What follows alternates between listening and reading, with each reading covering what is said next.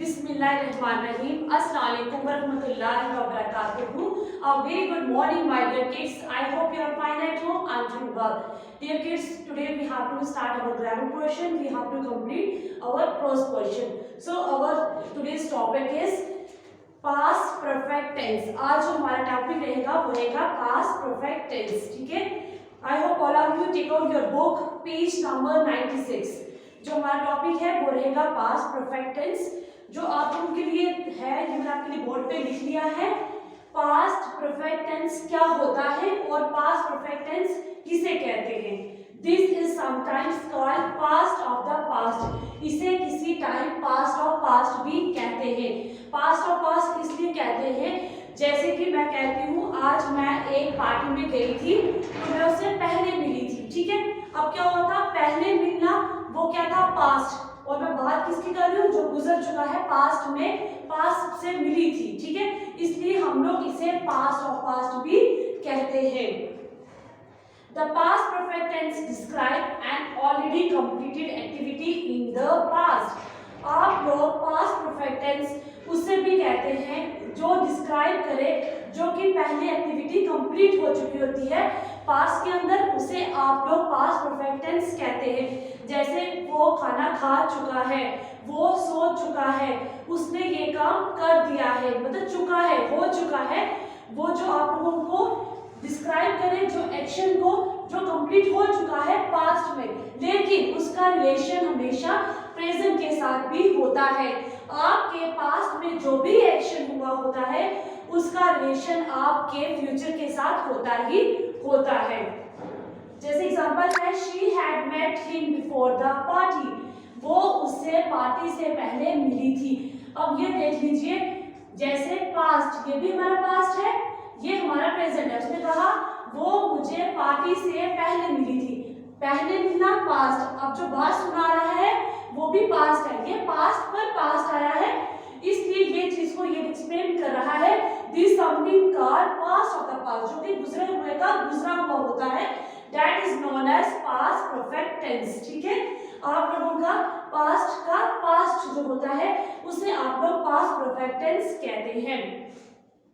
I had eaten my lunch. मैंने अपना जो खाना है, लंच है, ठीक है, वो खा लिया है, खा चुके हूँ। तो वो क्या है, पास्ट हो चुका है, गुजर चुका है, पास्ट का पास्ट। अब मैं अपनी बात जो है पास्ट की बता रही हूँ। It is used to emphasize that an action was completed before another action took place. हमेशा आपके पास परफेक्ट में एक जो आपका सेंटेंस रहता है वो कंप्लीट होता है, फिर जाके दूसरा सेंटेंस या दूसरा एक्शन आता है, वो टेक प्लेस करता है। जब तक पहला आप लोगों का एक्शन कंप्लीट नहीं होगा उस तब तक आपका दूसरा एक्शन जो है वो नहीं हो सकता है, क्योंकि उसको पास बनना है। हम कहते हैं हमारे साथ ऐसा हुआ था, मैं जैसे बोलूँ have done my PG from that university, मैंने तब किया था, तो ये क्या है, मेरा एक्शन कंप्लीट होगा, फिर जाके दूसरा एक्शन आएगा।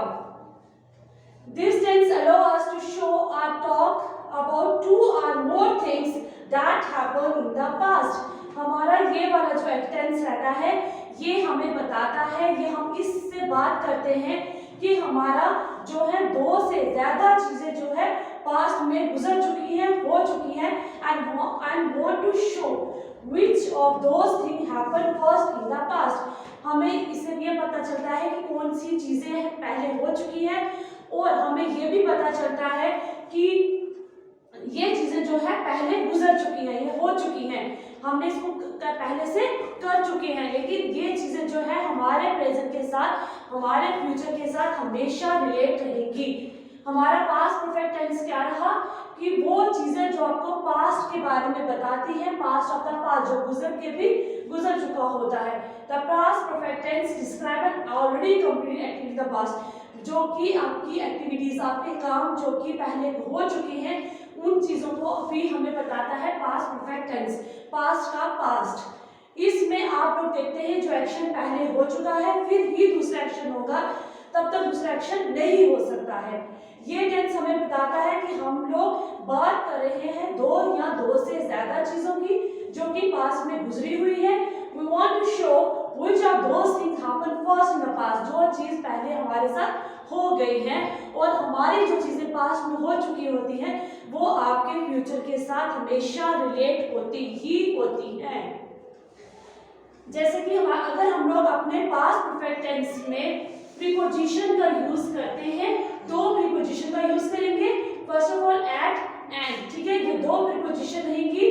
जब इनका यूज होगा exactly at the given time, at or and हम तब यूज करेंगे जब हमारे पास एग्जैक्टली टाइम पता होगा। मैं बोलूंगी I have completed this work at that time, time मुझे एग्जैक्टली पता है, तब हम लोग एट का और एंड का यूज करते हैं।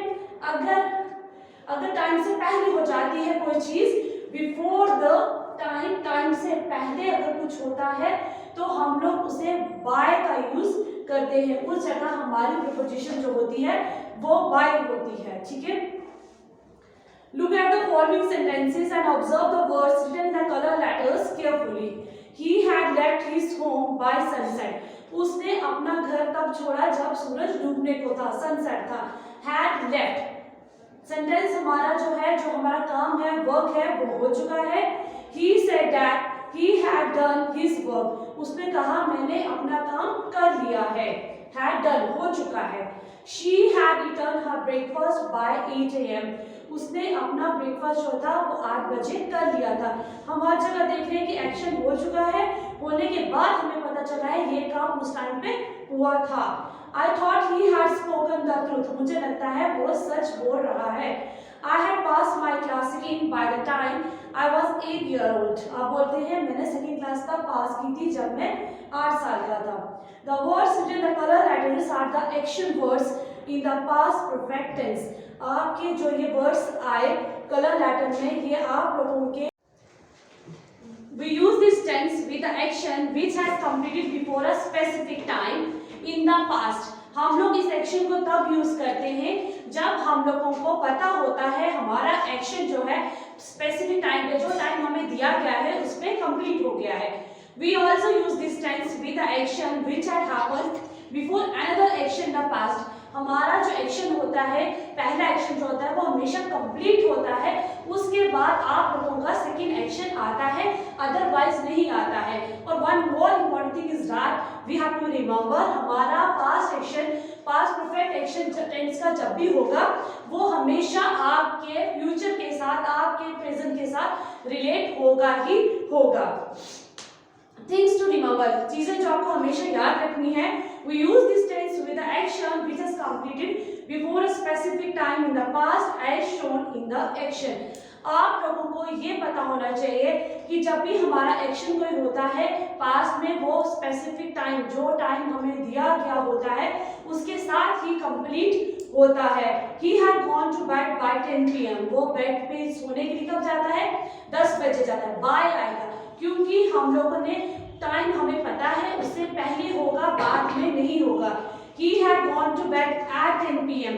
वो बेड पे 10 बजे जाता है, तो at जो होगा वो सही नहीं होगा क्योंकि वो फिक्स टाइम हो जाएगा, लेकिन वो एक्शन जो है टाइम से पहले हुआ है, इसलिए आप लोगों का वहां पे बाय आएगा या वहां पे at आ सकता है। ऐसे लिख सकते हैं he went to bed at 10 PM. वो बेड पे 10 बजे जाता है। जो हमारी प्रीपोजिशन रहती है एट और एंड ऑन की, ये आपकी टाइम फ्रेजेस के लिए होती है। ये तब होती है जब आप लोगों के पास टाइम का पता होता है, आपको टाइम दिया गया होता है एट अ गिवन टाइम, जो आपको टाइम पता है। बाय आप लोगों का तब होता है जब आपको पता होता है आपका जो एक्शन है टाइम से पहले हो गया है, ठीक है। Second thing, we also use this tense with the action which has completed before the another action in the past. हम लोग इस टेंस को तब यूज करते हैं जब हम लोगों का एक एक्शन पहले से ही कंप्लीट हुआ होता है। For example, he had left home before the sun rose. उसने घर को तब छोड़ा जब सूरज उग चुका था या आ चुका था।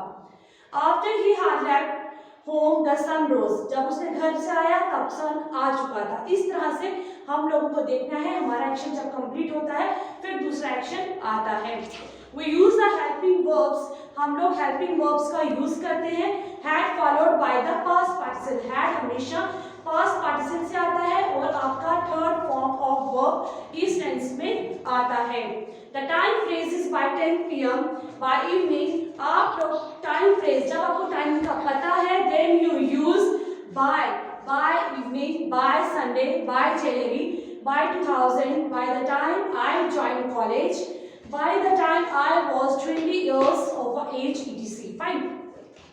ये आप लोगों के पास सेंटेंस स्ट्रक्चर दिया गया है, हम इसे एक बार देख लेते हैं। Subject plus helping verb. आपका सब्जेक्ट कौन है जिसके बारे में बात हो रही है? अगर मेरे बारे में बात हो रही है तो मैं सब्जेक्ट हूँ, ठीक है। अगर किसी chair, desk, whatever the thing we have, जिसके बारे में बात होगी वो आपका सब्जेक्ट रहेगा। हेल्पिंग वर्ब, हेल्पिंग वर्ब हम क्यों यूज करते हैं? अपने सेंटेंस को कंप्लीट करने के लिए। Had, have, whatever is our helping verb. ज्यादातर इसमें आप लोगों का हैड ही हेल्पिंग वर्ब रहेगा। पास्ट पार्टिसिपेंट आप लोग थर्ड फॉर्म यूज करेंगे। अदर वर्ड्स क्यों यूज होंगे? ताकि आपका जो सेंटेंस है वो कंप्लीट हो सके। He had got home, got back home, वो घर वापस आ गया। दे हैड प्लेड वेल, उन्होंने बहुत अच्छा खेला। हम लोगों ने यहाँ पे third form of verb use किया। Got, played, eaten, return, inform, ये हम लोगों का थर्ड फॉर्म रहता है। ये रहा आप लोगों की लेसन का एक्सप्लेनेशन कि पास्ट परफेक्ट टेंस क्या होता है और हम इसे कैसे यूज करते हैं। फाइन। पास्ट परफेक्ट टेंस हमें पास्ट और पास्ट बताता है, जो चीज पास्ट में हो चुकी है उसे आप पास्ट परफेक्ट टेंस कहते हैं। फाइन। जो इसकी नेक्स्ट एक्सरसाइज है वो इंशाल्लाह हम लोग नेक्स्ट लेक्चर में करेंगे। I hope you understand this. If you have any query to this, you have freely call me or WhatsApp me. Stay home, stay safe. Allah Hafiz.